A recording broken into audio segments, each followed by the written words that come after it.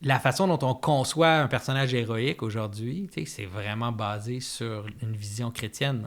Les héros là, de l'Antiquité, il n'y avait rien à voir avec ce qu'on conçoit comme un héros aujourd'hui. Là. Les héros de l'Antiquité, ils pouvaient tuer leurs enfants, puis ils étaient quand même des héros. Ils pouvaient violer, ils pouvaient faire plein d'affaires, puis ils restaient des héros. Mais l'idée d'un héros qui va sacrifier sa force pour aider le plus faible, mais ça, c'est une histoire chrétienne, là. C'est un chevalier, là. Les chevaliers, il n'y a pas de version. Il y a peut-être quelques reflets de ça dans nos cultures. Tu peux trouver des petits reflets, mais l'idée d'une histoire centrale, c'est ça l'histoire centrale. Fait que quand tu regardes un film de Marvel, puis là, tu vois Thor qui se bat, puis que là, il va tout mettre son énergie, puis là, il tombe à terre, puis là, il est mort pendant comme quelques secondes, puis là, il se relève à la fin. Je dis, gars, OK, je comprends que t'aimes pas l'histoire de Jésus, mais t'es en train de la regarder dans un film de Marvel. Condensé en une minute. Ça. Puis mais est-ce que ça explique... Moi, je suis curieux de savoir, est-ce que ça explique la popularité de ces films-là? Ben oui. Puis est-ce que, justement, vu qu'on est sur une fondation culturelle, que peut-être qu'on n'est pas complètement conscient de à quel point elle est active dans notre manière de percevoir le monde, mais elle résonne d'une manière qui est aussi dans notre subconscient. Ah right? oui, c'est certain. Puis, tu sais, je veux dire, les gens qui écrivent ces films-là, ils savent très bien ce qu'ils font. C'est pas du tout quelque chose qui est caché pour eux. Ils savent très bien qu'ils font référence à cette histoire-là. Mais comme tu dis, à cause qu'on a comme rejeté la version explicite de cette histoire-là, mais là, tout d'un coup, on résonne avec la version implicite là, qui reste dans la société.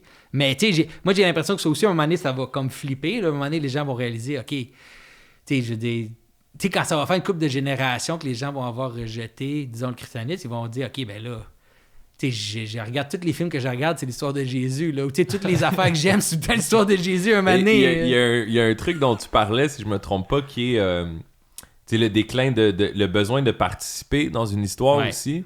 Puis le déclin, le fait que tout l'héritage des églises soit vendu privé, on fait des condos, on fait des bibliothèques. Puis t'avais vu qu'une fin de semaine, il y avait il avait loué une église pour faire une convention d'Harry Potter. Puis tout le monde jouait à être Harry Potter, à jouer le personnage. Puis finalement, c'est juste que tu te ramasses avec la version Costco de l'histoire. Non, mais c'est ça. La version discount à rabais de l'histoire originale, tu sais. Ben c'est ça, c'est que les gens ont faim de participer.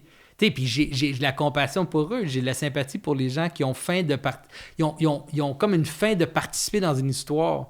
C'est juste que là, on a évacué, disons, l'histoire dans laquelle on peut participer. Parce que tu sais, l'histoire du christianisme, là, c'est vraiment une histoire, là, c'est cosmique, là, tu sais, t'as toute une version cosmique qui avec un début, puis une fin, puis une guerre finale, puis c'est comme un... Des foreshadows, des rappels. Je me souviens d'avoir écouté ton analyse du Jardin d'Éden, puis je pense que tu fais un 40 minutes, puis tu te retiens, tu essaies d'aller à l'essentiel, puis le rapport entre les arbres au début, l'arbre de la connaissance, le truc, et à la fin, puis c'est un jardin qui est entouré d'arbres, qui est sur une montagne, puis qu'à la fin, la crucifixion du Christ, c'est sur un arbre, sur une montagne, qui a des rappels, puis il y a des miroirs. Puis ça finit à la fin de tout le gros livre dans l'Apocalypse, que c'est comme un arbre au milieu avec une ville autour, fait que c'est comme il y a comme un genre de structure narrative qui est incroyable, là.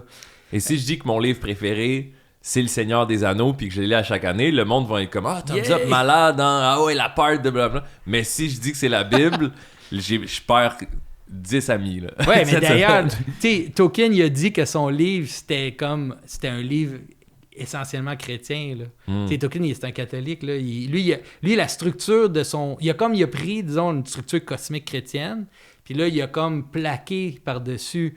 des personnages un peu plus nordiques, là, qui ressemblent plus à des personnages nordiques, mais c'est ça son histoire, c'est ça. Là. Ouais.